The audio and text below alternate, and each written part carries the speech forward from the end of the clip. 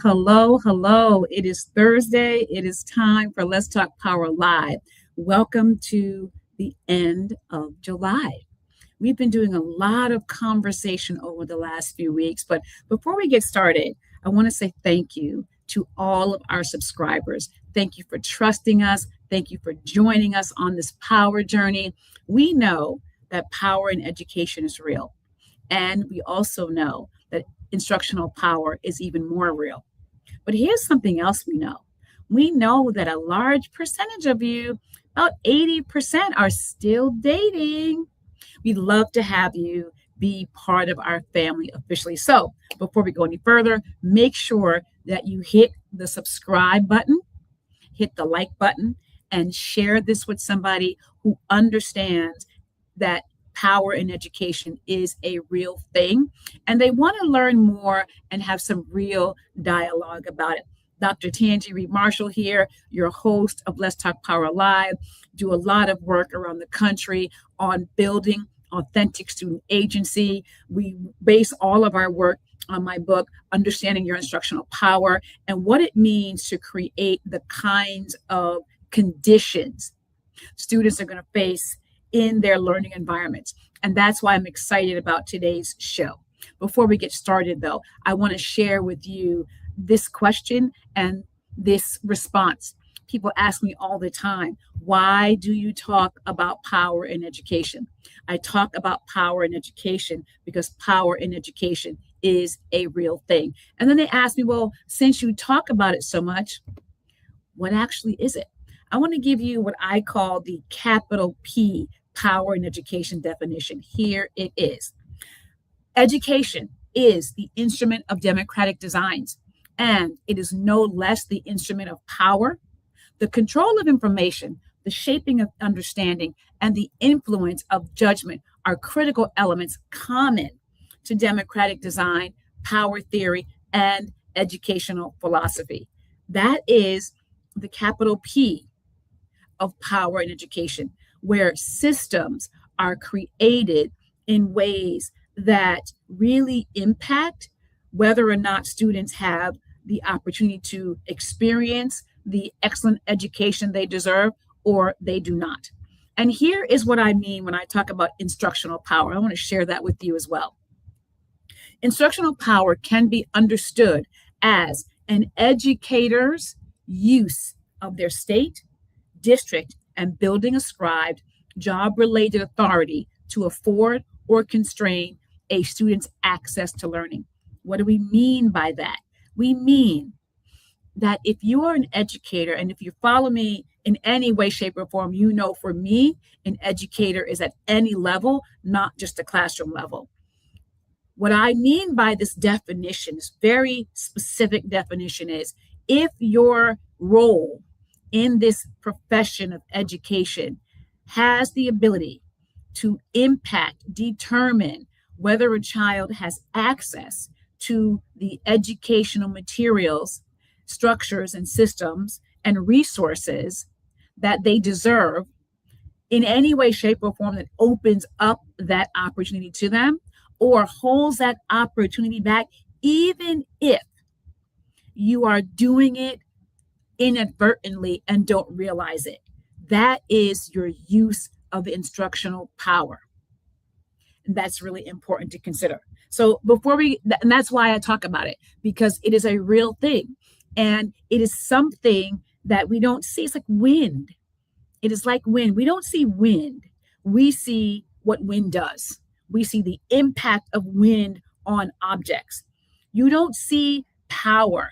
What you see is the impact of someone's use of their power at every level to open doors or close doors.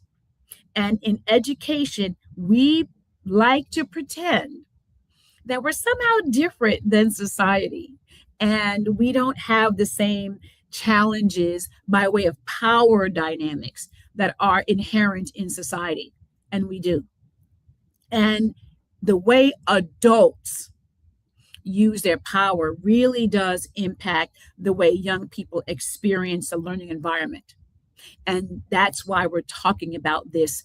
And we're having a particular conversation about this at the middle school level. I spent decades teaching at the middle school level, coaching leaders and teachers at the middle school level. And I know firsthand what a challenge middle school can be. And a lot of times when people say, oh, what grade did you teach? And I tell them, first thing you get are eye rolls and sighs as though they pity me. And I'm going to tell you, I love middle school. I love the messiness of it. I love watching a young person move into that bridge to adulthood. It is fascinating. It is challenging, but it is worth really digging into that. So I am excited about that. And I want to invite you to make sure you get your copy of What Agency Requires of Adults. Here is the link. If you go on my LinkedIn page, you will see it. Would love to engage in a conversation. It's really important. Agency requires explicit instruction, not because kids don't exercise it. They do automatically. But agency in the school setting requires explicit interactions, explicit conversations, and more importantly, I want to say this, requires every adult in the building have this same understanding of what it looks like, of what it feels like, and what it should sound like in the building. And if, as we get started going to school, and that's going to be our conversation today, if that isn't happening in your building, I'm going to tell you what's going to happen. You're going to have places where students are experiencing it and places where students are not. And in the spaces that are different, that disparate location between where they do and where they don't, that's going to cause some real power protecting behavior from adult to adult and adult to kid. So I'm going to invite you, go ahead, make sure you click. Get the link right there. We can put the link in our notes for you in the chat for you to have it. Go ahead to our LinkedIn page and you will see it there. The other thing I want to share with you is our summer power chats. We know summer is that time when adults have less time in the building, but they're still learning. And what we did, we talked to one education author and we talked about one book and one big idea. And we've had a fantastic time of really looking at these power chats. We've had so many wonderful authors and we can't wait to share them with you. So, but today, we're going to have a different conversation. It's the end of July. We know this idea of back to school. The back to school season is officially underway. It has started. And here is something I want us to really dig and dial into. Back to school, the idea of it makes sense, right? We're going to go back to school. But what I want to say is maybe the idea of back to school isn't enough. It's not enough for kids to go back to school. Kids need more than just going back into the environment they left. And the place where they were when they left, they're not the same kid. They're different kids now. They're older. They have done more over the summer. Some of them have worked. Some have traveled. Some have had to babysit. Some have taken courses. They are changed. But a lot of times they go back into an environment where the rules are the same. The systems are the same. Where the first week of school is all about the handbook, all about the rules, all about the same structure. And I want us to challenge ourselves to consider the idea of going to school. But we're going to have this conversation tonight about what is it that they're going to go to as opposed to simply going back. So I'm going to share some data that every week we share some data. We have a great conversation. So let's do that. And by the way, let me remind you, go ahead, hit the like button, hit the share, and become a subscriber. All right, here we go. Here's our data. Millions of students are heading to school, millions of them. Somewhere between 49.4 million and 50 million students will go to school in the fall. That was based upon 2024 numbers. Right now, those numbers are going to top in the range of maybe 52 million, in that range perhaps. But here's the question for us.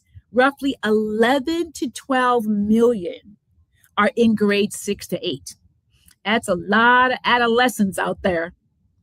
And every student is walking into adult created conditions. For my middle school leaders and educators out there, here's my question to you.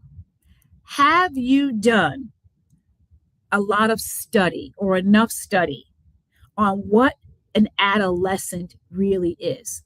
We know the grade level, we know the age, but do you know what an adolescent is?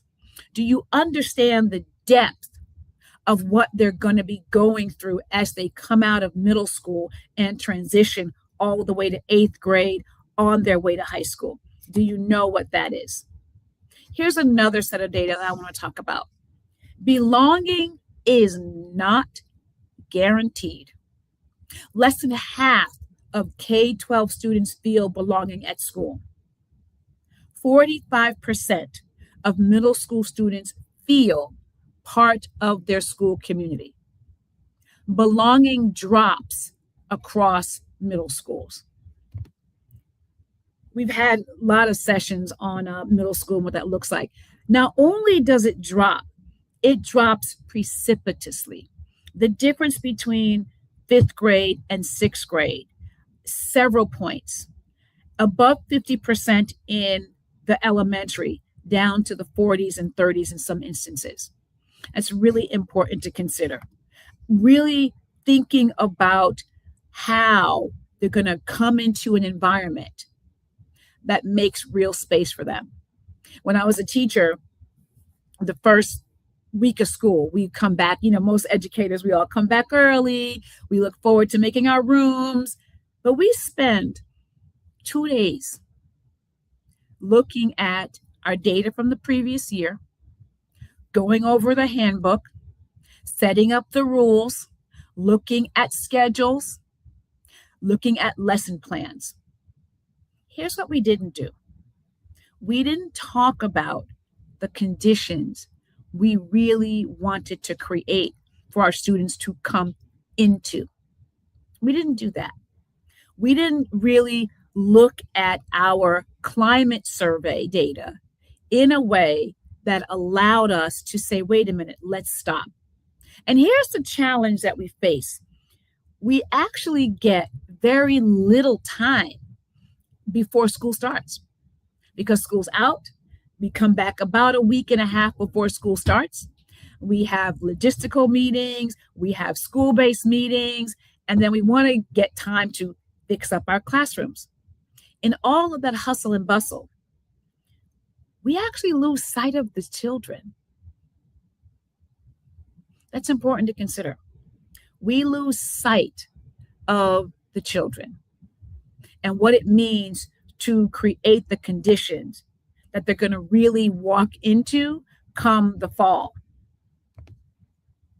Now, we've been talking a lot about this, about the conditions adults shape, right? Adults are going to shape what students go to. U.S. public school students are majority students of color. 44% of public school students are white. The other 56% make up students from every other ethnicity. So the total group of students of color are more percentage-wise as a total than the total percent of white students. And hear me what I said. I said percent of students of color. I did not say we have majority minority students. If you, I'm going to go on the record right now, if you are in a place and you're hearing this language of, oh, we have majority minority students in our district, I'm going to challenge you to stop that right now. There's no such thing as a minor kid. And unless we are now going to begin to refer to white students as a minority, then okay, stick with that. I don't think we're going to do that. So let's stop using pejorative language when we're talking about students of color. That is one thing you can do right now. When students come to school, my district leaders, my building leaders, let's reframe our language around the majority of the students in our building. They're going to be students of color, not majority minority. 77% of public school principals are white. And nearly 87% of superintendents are white. Now, I want to say this. This is not a conversation solely about racial disparity. This is a conversation about power, because the narratives are shaped by the majority of those who hold positions. And if the positionality of the leadership does not accurately reflect the majority of who's in the building, we're going to have a different power conversation. We're going to have a power conversation that skews opportunity. We're going to have a power conversation that skews where students feel themselves. We hear a lot about students need to see themselves in the spaces around them. But if I'm a student of color and every single one of my leaders, my teachers, my principals, my APs, my coaches, nobody looks like me, what's the message to me? We got to ask ourselves those questions. What message is being sent by this disparity? It's important to consider.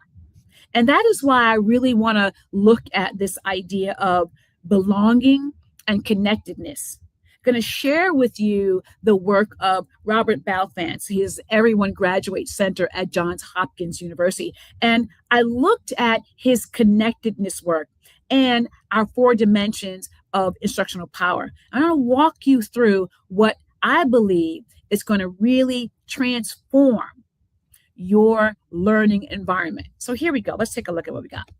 So we have the stance, the instructional power, the power of connectedness. It's about feeling known. These are his dimensions. It's about feeling known. It's about peer support. It's about pro-social engagement. It is about community acceptance. And I wanted to give you some how you can sort of look at this for week 1. When we take a look at how this transpires, we have empowering. What does it mean when we empower students? We let them help us at the beginning. They shape at the beginning, not the end. And when we are talking about the agentive part, we are having the adults take surveys or inform. But if it's protective, then they're known by the data. Students are known by data. And if it's disenfranchising, they're reduced to a label. So when we have these discussions in the beginning of the school year, we focus on data. That is a protective stance. Now, don't get it twisted. Data matters. The numbers matter. But I really think it's important, I know it's important, to understand that the sole focus on data alone really can break down how we help students feel known. And this peer support place, when it's empowering, there is peer collaboration. It is built everywhere, in every task. And I'm not talking about turn and talk. I'm talking about real academic discourse, where students are grappling with the core ideas of a discipline, when they are really honing in on essential questions, the core tenets of a discipline, and they're engaged in the conversations. That's the collaboration. If it is agentive, then the students are choosing partners within a teacher structure. And sometimes you have to do that, but not all the time. How will you trust students to really begin to make those kinds of wise academic decisions? Are you teaching them? Are you engaging them? And what does it mean to choose your academic partner wisely and hold them accountable? If it is protective, then the peer contact is tightly managed by adults. And we see a lot of that when teachers do not want to, quote unquote, turn over the power. And if it is disenfranchising, then the peer ties are really excluded and they don't allow it. But then what about this pro-social engagement? And I want to be clear. Pro-social engagement is about more than just social, emotional, academic development. It is academic pro-social engagement within the confines. I don't even say confines, within the scope. Scope's a better word. Within the scope of the discipline. When that is empowering, students lead real community impact projects. When they are looking at their their living environments and creating the learning to connect to it. When that work is agentive, students pick from a menu, right? We love a good menu. But if menus are their only options, that is still adult-centered. And what happens if the pro-social engagement is protective? Then helper roles are assigned, rarely chosen. It's relegated to help me pass out paper, help me. It's very logistical and operational. And if it is disenfranchising, then there's no real avenue for students to engage in. And then what about this community acceptance? Belonging matters in school. We know it matters. The data says it matters. When we look at what Belfance is helping us really think through and consider, at the empowering side of that, it is students are co-authoring classroom norms. That's hard. It's hard. I know it's hard. It was hard for me. I keep saying I am a reformed power protector because I know what this feels like.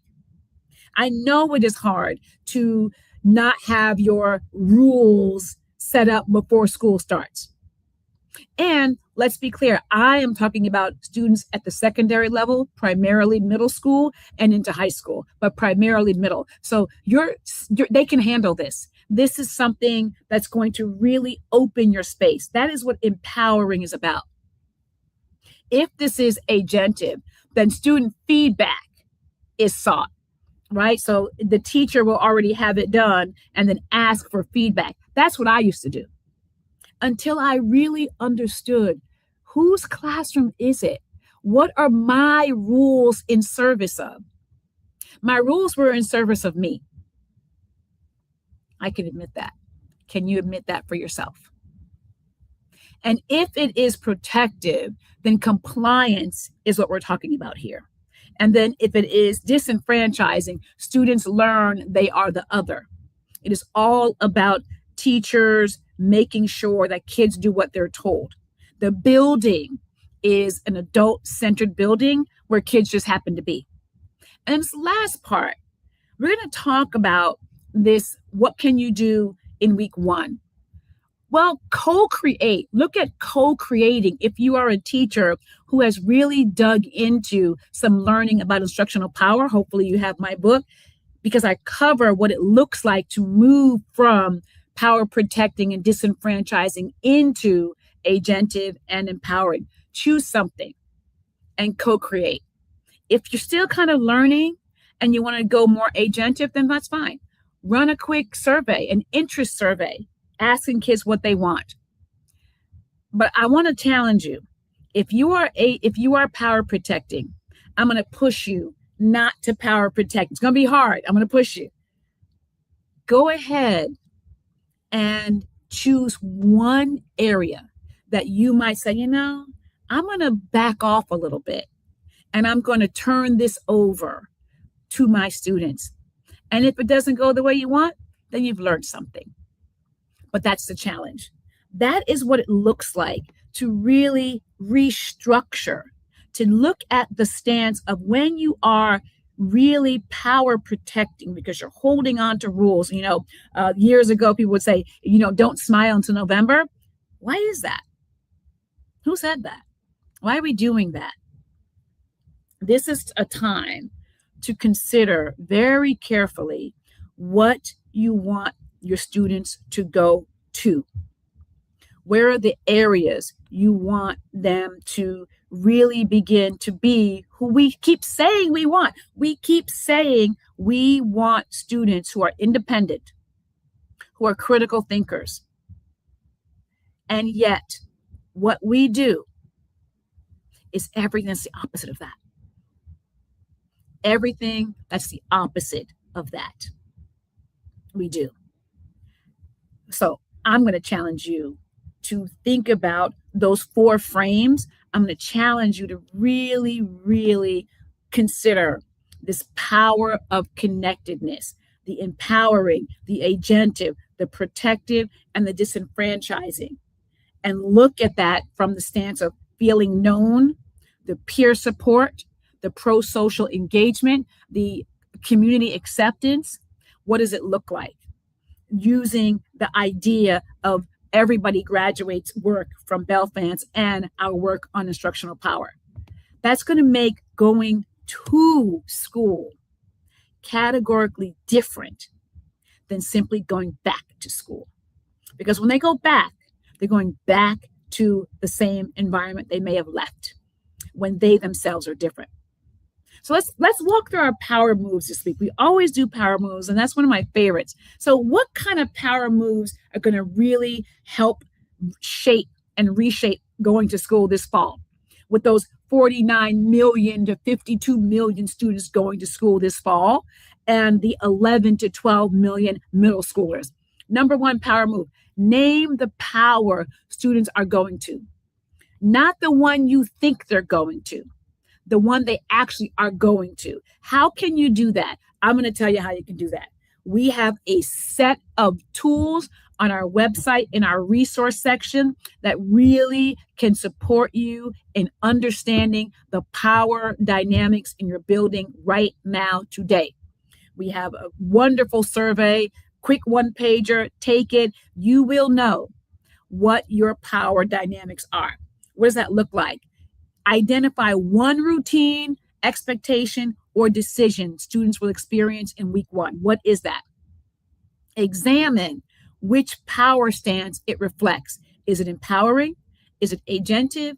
Is it protective? Or is it disenfranchising?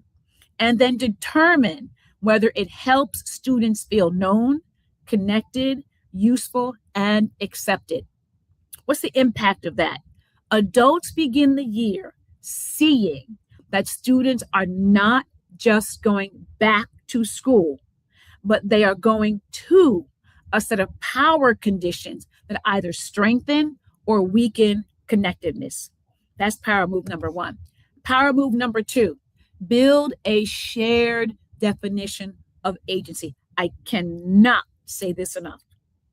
A shared definition of student agency. What does it look like?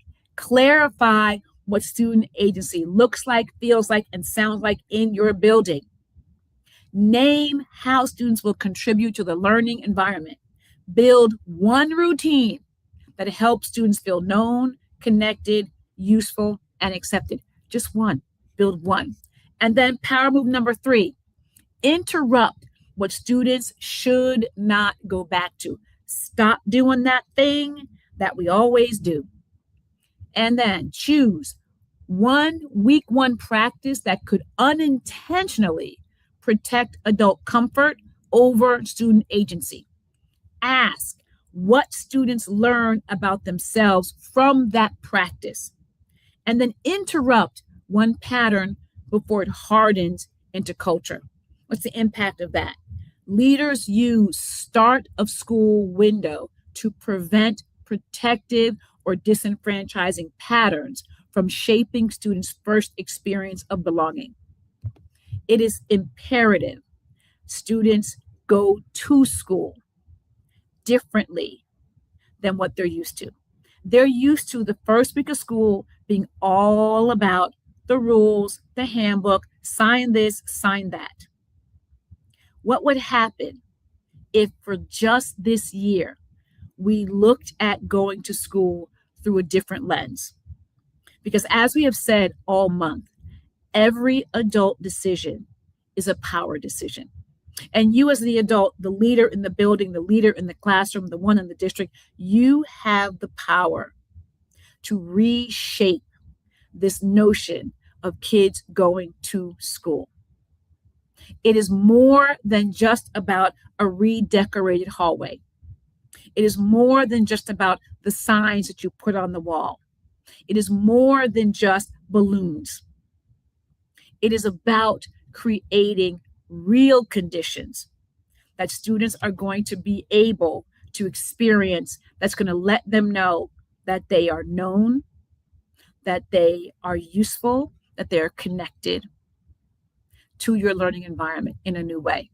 So that is our session for today. Thank you for being here. I want to put up a couple of reminders for everybody. Remember, go ahead and get Becoming Agency Savvy. That is huge for you as you go into this year coming up. Remember to stay tuned for our Power Chats. And I am thrilled to announce Karen Chenoweth will be joining us next week. She is the founder of Democracy and Education. She is the author of Districts That Lead and Schools That Lead. We are kicking off August with a focus on school boards. Won't you join us? Have a great rest of your evening. Thank you again for joining. Remember, like, subscribe, and share. Oh, I forgot. Yes, we are going to continue during this week at our Power Collective. If you have not joined our Power Collective yet, it's a private Facebook group. It's a community of people who want to take this conversation about power to the next level. So join our Power Collective private Facebook group, and we're going to continue this conversation over there. All right. Bye. Have a good. Thanks again for joining.